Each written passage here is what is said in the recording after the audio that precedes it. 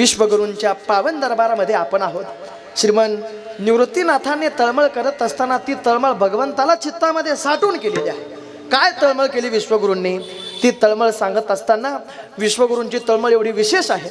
त्यांनी सांगावं देवाला, देवा ज्ञानोबा जोपर्यंत माझ्या जवळ होते तोपर्यंत मला कुठल्याच गोष्टीची उणीव भासली नाही। हो, ज्ञानोबारायांसारखा भक्त, ज्ञानोबारायांसारखा भाऊ आणि ज्ञानोबारायांसारखा शिष्य मी माझ्या डोळ्यांनी कधी पाहिला नाही। अहो हे निवृत्तीनाथांचे उद्गार आहे। विश्वगुरु सांगतात ज्ञानोबारायांसारखा भक्त नाही, ज्ञानोबारायांसारखा योगी नाही आणि ज्ञानोबारायांसारखा शिष्य सुद्धा नाही।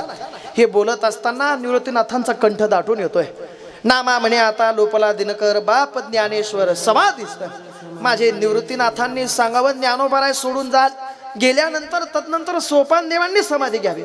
नामा पंढरी नाचत ज्ञानेश्वर अलंकापुरी शोभत सोपान संवत्सरी निर्मत निवृत्ती त्र्यंबक शिखरी। सोपान देवांनी समाधी घेतल्यानंतर मुक्ताबाई गुप्त झाल्या। कडाडली वीज निरंजनी जेव्हा मुक्ताबाई तेव्हा गुप्त झाल्या। मुक्ताबाई गुप्त झाल्या। निवृत्तीनाथांचा हा कंठ फुटल्यानंतर डोळ्यातल्या अश्रू गालावर आल्यानंतर निवृत्तीनाथांनी देवाला सांगावं, देवा आता आमची सुद्धा जाण्याची वेळ आली। हे शब्द ऐकल्यानंतर पंढरीनाथाचा सुद्धा कंठ फुटला। देवाने ढाय मोकळून रडावं। रडत असताना विश्वगुरूंनी सांगावं, देवा मला थांबायचं नाही, मला थांबायचं नाही। देवाने सांगावं, दादा जर तुम्ही गेलात ज्ञानोबाराय होतात म्हणून आम्ही सर्वच अर्पण ज्ञानोबारायांच्या चरणावर भाव केला। चरण तीर्थ घेतले तेने समस्त ही मंदिर शिंपले आपणा मुखी घातले मने कृतकृत्य झालो मी। देवाने सांगावं निवृत्तीनाथांना, नामदेव महाराजांना, अहो अनेक भक्ताचे पाय चित्तामध्ये धारण करून सुद्धा जी कृतकृत्यता मला प्राप्त झाली नाही ती फक्त ज्ञानोबारायांच्या चरणतीर्थाने प्राप्त झाली। ज्ञानोबारायांच्या चरणतीर्थाने सोपान देव म्हणजे साक्षात ब्रह्माचं स्वरूप आहे। अहो त्यांनी अवतार काजे प्रारंभ केला। सोपान तो ब्रह्मा मूळ माया मुक्ताई। मुक्ताबाई गेल्या, सोपान देव गेले, पण निवृत्तीनाथा जर तुम्ही आम्हाला सोडून गेलात तर आम्हाला पोरक हे जग सर्व कळेल, कोण आम्हाला जवळ करेल जर तुम्ही आम्हाला सोडून गेलात तर। जरा ऐका विश्वगुरूंनी दिलेलं उत्तर आहे। देवा संत महात्म्यांचा अवतार कार्यच त्याच्यासाठी आहे। त्यांचं कार्य संपल्यानंतर संत महात्मे समाधी घेतात, आम्हाला सुद्धा समाधी घ्यायची। पंढरीनाथाने सांगावं त्र्यंबकेश्वरी स्थान आम्ही तुमच्या समाधीसाठी निवडलंय। नामदेवराय, सर्व गोपाळ, विश्वगुरु याच मार्गाने जात असताना न कळत सप्तशृंगी गडावरती थांबतात। का थांबतात? विश्वगुरूंचे श्रीगुरूंच्या स्वरूपाने दर्शन व्हावं चौरंगीनाथांचं। मचिंद्राने बोध गोरक्षाशी केला गोरक्ष वळला गहिनी प्रती। गहिनीनाथांचं दर्शन व्हावं। गहिनी प्रसादे निवृत्ती दातार, माझ्या श्रीगुरूंचं दर्शन व्हावं म्हणून विश्वगुरूंनी पंढरीनाथाला सांगावं, देवा आम्हाला त्र्यंबकेश्वरी जात असताना सप्तशृंगी गडावरती थांबायचं। तिथे हे सर्व महात्मे 3 दिवस थांबले। किती दिवस बोला? 3 दिवस थांबले। पूज्यपाद ब्रह्मलीन वक्तेबाबांनी याचा पुरावा ब्रह्मचित्कला या ग्रंथामध्ये सांगितलाय। 3 दिवस थांबल्यानंतर नामदेव महाराजांनी सांगावं, देवा 3 दिवस देथे राहिले गोपाळ मग म्हणती सकळ चला। 3 दिवस थांबल्यानंतर सांगावं, देवा चला चला म्हटल्यानंतर त्र्यंबकेश्वरी वरती आल्यानंतर विश्वगुरूंनी पंढरीनाथाला सांगावं, देवा समाधी घ्यायची। समाधी घ्यायची म्हटल्यानंतर देवाने टाहो फोडून रडावं आमच्या विश्वगुरूंसाठी। रडत असताना सृष्टीच्या मालकाने पंढरपूरच्या पंढरीनाथाने हा विश्वाच्या दात्याने रडत असताना ढाय मोकळून रडावं। रडत असताना कंठ फुटला, भगवंताने रडावं आणि रडत असताना विश्वगुरूंना सांगावं, समाधी घेऊ नका, जाऊ नका, जाऊ नका, जाऊ नका म्हणत म्हणत विश्वगुरूंनी समाधीमध्ये बसावं। ऐका, बसल्यानंतर पंढरीनाथाने डोळ्याने पाहावं आणि पाहिल्यानंतर पायाखालची जमीन सरकलेल्या पंढरीनाथाने ढाय मोकळून रडावं आणि रडत असताना पंढरीनाथाने सांगावं, ज्ञानोबाराय गेल्यानंतर सोपान देवांनी निवृत्तीनाथांनी मुक्ताबाईंनी माझा सांभाळ केला। ज्ञानोबाराय गेल्यानंतर सोपान देवांनी निवृत्तीनाथांनी मुक्ताबाईंनी सांभाळ केला या जगाच्या मालकाचा। ज्ञानोबारांच्या समाधीनंतर सोपान देवांनी समाधी घेतली, त्यानंतर सांभाळ केला या जगाच्या मालकाचा मुक्ताबाईंनी निवृत्तीनाथांनी। ज्ञानोबाराय गेले, सोपान देव गेले, माझ्या मुक्ताबाई गेल्या। मुक्ताबाई गेल्यानंतर या पंढरीनाथाचा सांभाळ केला विश्वगुरूंनी आणि आज या सृष्टीचे तालक मालक विश्वगुरु जर मला सोडून गेले तर माझा सांभाळ कोण करणार आहे? पंढरीनाथाने ढाळ मोकळून रडत असताना विश्वगुरूंना सांगावं, जाऊ नका थांबा, जाऊ नका थांबा. पंढरीनाथाने रडावं. कुठल्या पद्धतीने आमचा देव रडतो विश्वगुरूंसाठी. काय त्यांच्या कृतीमधला देव असेल की ढाय मोकळून रडावं? काय त्यांनी भक्ती केली असेल की ढाय मोकळून रडावं? रडत असताना देव कसा रडतो ऐका. विठोबाचे नयन आलेसे भरून, विठोबाचे नयन आलेसे भरून,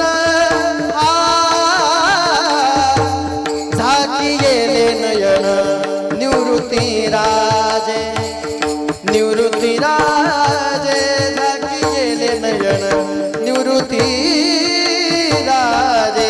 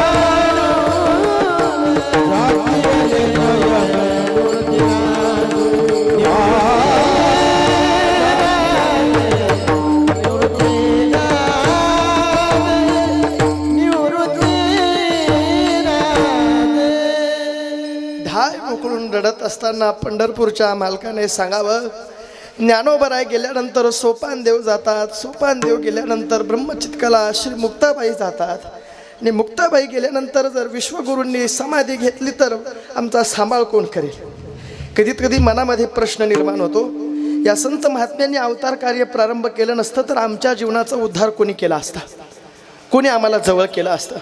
आमच्या आईवडिलांनी आम्हाला जन्म दिला, परंतु संप्रदायाची सेवा करत असताना श्रीमन विश्वगुरु निवृत्तीनाथ, श्री ज्ञानोबराया, श्री सोपानदेवा, श्री मुक्ताबाई यांनी आम्हाला जवळ केलं, म्हणजे पंढरपूरच्या मालकाने आम्हाला जवळ केलं. अन्यथा आईबापाने जन्म दिल्यानंतर आम्ही शाळेला पाठीला दप्तर लावून गेलो, परंतु यांच्या समाधीवर माथा ठेवल्यानंतर आमच्या कपाळाची रेखच बदलली हो. एवढी समाधीची ताकद आहे, एवढी त्यांच्या चरणाची ताकद आहे. काय नाही आमच्याकडे काय भलं मोठं असं काही आहे का? काय आज हे पखवाजाची सेवा करतायत, आज गायनाची सेवा करतायत, आज ज्या वयामध्ये पोरं शाळेत जातात त्या वयामध्ये यांनी टाळ गळ्यामध्ये घालावा, विश्वगुरूंचं नामस्मरण करावं, ज्ञानोबरायांचा हरिपाठ गावा. तो गात असताना फक्त त्यांच्या मनामधला एक भाव आहे, समाजाने आम्हाला आपलं म्हणलं पाहिजे, हा भाव नाही. विश्वगुरूंनी आम्हाला आपलं म्हटलंय, ज्ञानोबरायांनी आम्हाला आपलं म्हटलंय, मुक्ताबाईंनी आम्हाला आमचं म्हटलंय, बास आम्ही जिंकलो. हाच भाव, हीच संत महात्म्यांची सेवा या सर्व वारकरी संप्रदायाने आजपर्यंत केली आहे. म्हणून जगामध्ये सर्वात श्रेष्ठ संप्रदाय जर कोणता असेल तर तो वारकरी संप्रदाय आहे. का या संप्रदायामध्ये परमार्थ करत असताना भगवंतासाठीचे हे जे अश्रू आहेत, हे जे निवृत्तीनाथांसाठीची जी भावना आहे, ही भावना व्यक्त होत असताना त्यांनी आमच्यासाठी जे जे केलंय ते कृतज्ञता भाव व्यक्त करत असतानाची ही अवस्था आहे, बास. अन्यथा दुसरं काही नाही. हे काय कोणाला बरं वाटावं म्हणून नाही, पण त्यांनी आमच्यावर केलेले उपकार आहे. जरा सोपं सांगतो ऐका. लाख जन्म जरी घेतले तरी त्यांनी केलेल्या उपकाराची परतफेड आमच्याकडनं होणार नाही. एवढे उपकार त्यांचे आमच्यावर आहे, एवढे उपकार आहे. म्हणून सत्संगती आम्हाला काही लई 2-5 वर्षाची घडली का की 2-5 वर्ष त्यांनी आम्हाला जवळ बसवलं, सांगितलं नामस्मरण करा, काही नाही. तुकोबार यांची उक्त आहे, तुकोबाराय बोलतात त्यांनी फक्त निमिषाची सत्संगती करून आमच्यावर एवढी कृपा केली. ती कृपा केल्यानंतर ही निमिषाची सत्संगती किती आम्हाला फायदेशीर पडली बोला. निमिषार्ध संत संगती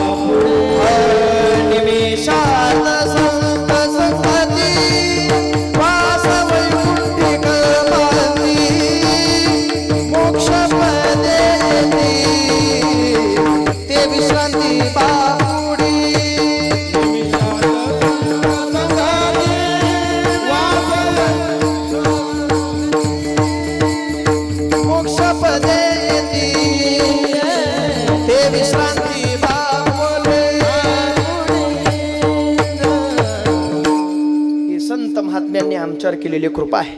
ही निमिषाची संगत म्हणजे काय, डोळ्याची पापणी मिटेपर्यंत आणि डोळ्याची पापणी उघडेपर्यंत एवढीच कृपा त्यांनी आमच्यावर केली. आणि काय सांगू तुम्हाला, ज्ञानोबरांनी समाधीत असताना सुद्धा, ज्ञानोबरांनी त्यांच्या अवतार कार्यामध्ये सुद्धा प्रत्येक साधकावर कृपाच केली. जो जो ज्ञानोबरांच्या संगतीचा स्पर्श करून पुढे चालला, अहो त्याच्या स्पर्शाने ज्ञानोबरांच्या स्पर्शाने त्यांच्या जीवनाचा उद्धार झाला. काय दगडावर ज्ञानोबरांनी कृपा केली, रेडेश्वरांवर कृपा केली, अहो प्रत्येकावर माऊलींनी कृपा केली. अवतार कार्य जेव्हा होतं तेव्हा. आज माऊली समाधीत आहे, पण आमचे मोठे माऊली नेहमी सांगतात, ज्ञानोबरांच्या समाधीला एखाद्या साधकाने कान लावल्यानंतर, ज्ञानोबरावरती श्रद्धा असल्यानंतर आज सुद्धा रामकृष्णारी विठ्ठल केशवा हा मंत्र ज्ञानोबरांच्या समाधीतून ऐकायला येतो, आज सुद्धा ऐकायला येतो.